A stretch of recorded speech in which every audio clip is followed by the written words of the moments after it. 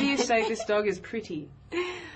You just say, we just have our little slang. Oh, you have your slang? Mm-hmm. We speak English, but broken English, really bad English. So I would just say something like, he's so cute. Not he is so cute, just he cute. He's so cute, he cute. Yes. Another go. That's what you say, he cute. You see me heavy work. You see me do me dirt. That's all me about that work. Na. When you walk out, na. Before the table turn. Beg you something, please. Baby, don't you leave. Don't leave me stuck here in the streets.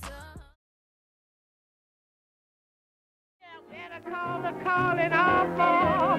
Let's call the whole thing off. You can tell people from this part of Kentucky from anywhere else in the world. Or I can, you know, if you really listen to it. It's culture expressing itself in sound, and it involves rhythms, pause, tonal qualities, and so forth. Had a little lamb, feet was white as snow. Everywhere me and Mary went, that lamb was sure to go. Mary had a little lamb, its fleece was white as snow, and everywhere that Mary went, the lamb was sure to go.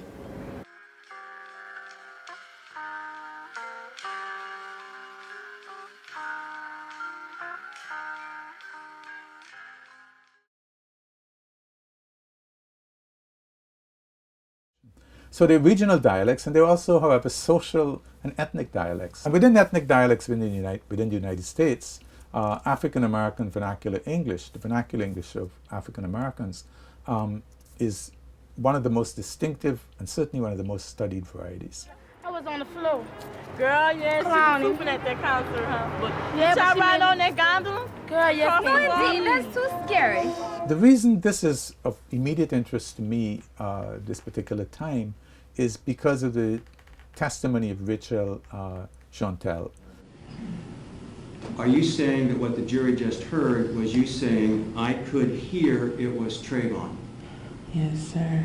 And you didn't say, I couldn't hear it was Trayvon, or I couldn't know it was Trayvon? I said I could hear it's Trayvon. That's how I speak. You cannot hear me that well. They laugh at me. I took an ice chest out at the wedding, and I said, I brought the ice. And these three guys said, you've brought the what? And I said, I've brought the ice. And they said, well, we're not quite sure what you're saying. And I opened up this ice chest, and I said, see, ice, asshole.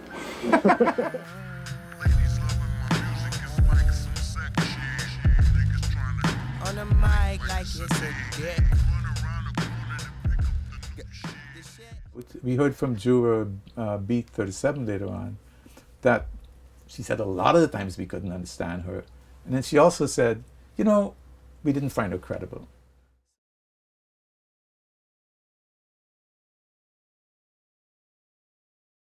Only today, one of my grad students, Annette Donofrio, shared with me a study done by Shiri Lev Ari and Boaz Kesar in Journal of Experimental Social Psychology that looked at non-native speakers versus native speakers, and in particular non-native speakers who had a light accent or a heavy accent.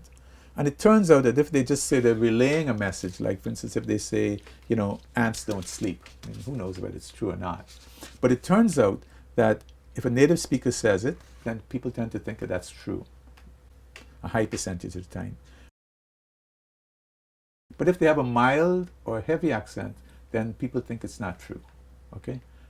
And there are a lot of other respects in which she shows that she's using this very complex, beautiful system, which all languages and dialects have. People often tend to think that if you're not speaking the kind of proper standard mainstream English, you're not following any rules. But every language and every dialect around the world, whether you like it or not, is systematic and complex, and linguists spend years trying to understand it.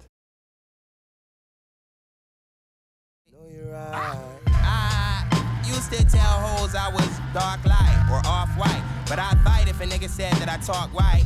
And both my parents was black, but they saw it fit that I talk right. When my drawers hit, but my heart. Dialect prejudice is one of the last remaining valid prejudices. You're not supposed to be overtly racist, but we can all agree that certain varieties of English are just bad talk, and people should talk better, right? Mary had a little lamb. Her feet was white as snow. And everywhere that Mary went, the lamb was sure to go. He followed her to school one day, which was against the rules, made the children laugh and play to see the lamb at school. And so you have to have ways of getting the jurors to, and the entire courtroom, to overcome their inborn dialect prejudices. Everybody's somebody's everything. That's right. Nobody's nothing. Nobody's nothing.